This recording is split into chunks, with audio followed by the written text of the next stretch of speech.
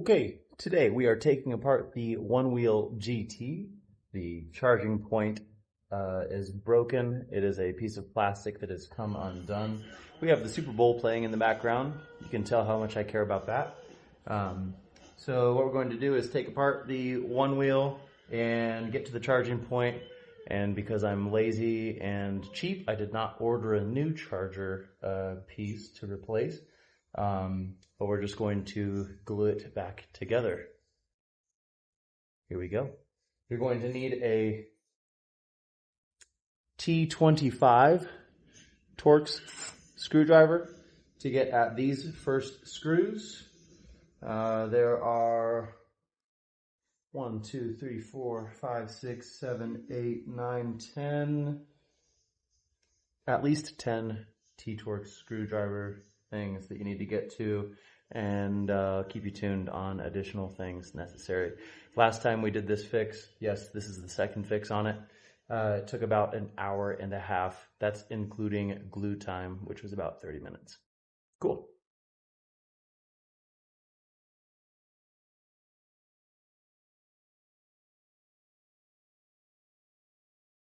Okay, so both of the slide guards are off. I forget what they're actually called. And I like to put the screws back in just so we know where they're going. And we've got a few more screws, so we need to get at this guy here. So we need to probably take off the foot pads on the top of the board and probably take off the side rails, if I remember correct, to get at that guy. So there's a few more Torx screws, but these ones have security things on them. See if I can get a little bit closer. You can see they've got a little dimple in there. Actually may not need to take those off. TBD. I'll let you know. Okay, quick update. In order to get at this guy, got to take this guard off to get this foot pad off in order to get up underneath here. So we are taking off. There are a few more Torx screws that are in the process of coming off. There were also a few on the bottom here, just right here. So yeah, here we are.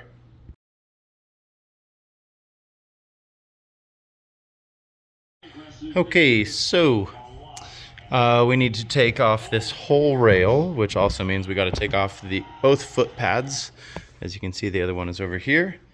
Yeah, we need to take off this whole rail, foot pads. Yeah, I already said that. So just going to take out these screws here. Hopefully we don't have to take out more than that because, again, I am rather lazy and impatient. The less things to put back together, the better.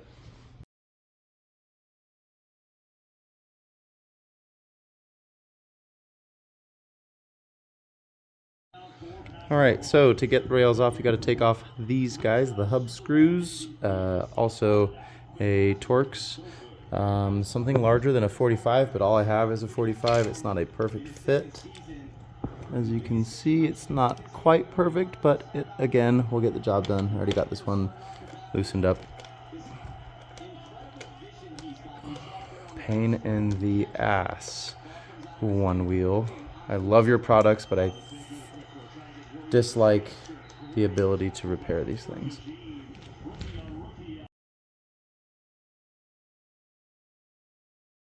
Alright, the OneWheel looks considerably more ugly without the side guards on. It's giving me anxiety. You didn't need to know that, but now you know. So here's the charger. It is sitting deep in there right now, which is why I'm repairing it. Where'd the charger go? The charger does not sit flush in there, and it just kind of wiggles around. So I need to bring the holder or the mount up. So you unscrew this guy, and there is a plastic piece in here that is broken. Let me see if I can get at that. Okay, so here's the trouble piece. as you can see, a plastic piece that has been glued before came undone, and that's preventing the tongs from sticking out far enough to be received into the plug. So what we're going to do is get this thing to push up as far as we can, glue it in. If we have some fucking cement or something, get it in there. Make sure it's nice and solid, and then put the thing back together and see if it works. Okay, quick update. Trying still to get at this guy. We're going to take this apart, but that would involve opening it up, and I believe that would get into the waterproof housing for the battery, and I don't really want to mess with that. So we are going to jerry rig this with a bunch of popsicle sticks to try to elevate it up. Would need 2 hands to do that, but yeah, to get at this guy here, we're just going to try to pull this up and into the cap there. Okay, so we used some popsicle sticks to get this guy to lodge back up in, and if you remember from before, the prongs were not sticking out very far and it was not able to make a connection. So now this guy, the charging cord, can go in and it can seat well, clips in very nice. Originally it was not staying whatsoever. So now we're just going to use some epoxy and get this guy to stick a little bit better. Okay, so as you can see here, it's come undone. We got a little bit of sandpaper. We're going to take this and scuff it up so that when it comes time to use the epoxy, it's got something to grip onto. And would you recommend that I scuff the inside as well? I don't even know if I can get to it. Yeah, so we're just doing the outside here, giving the epoxy something to hold on to, and then what we're going to do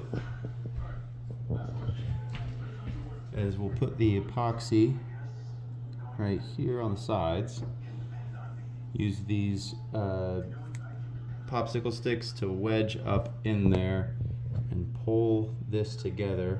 So it's this little bottom piece is going to lodge up, and then it'll put the prongs back out. Yeah. They look okay for now. Okay. Okay, so we just used some of this JB Weld plastic weld, 5-minute epoxy. We're now pushing it back together. You didn't see really anything too fun. It was the exciting part. But We recommend using more than 5-minute epoxy, like 30-minute or overnight epoxy. So yeah, we're just letting it sit now. We're pushing the 2 things together so that you can get at these prongs here. You can see now that the prongs are sticking out very far, which is great. That's what we want. So now the prongs are out, and we're just going to let this sit for 24 hours, even though it's 5-minute epoxy, just to be safe. The last time we did this fix only lasted about 6 months. And yeah, I want to make sure that we don't have to do this again.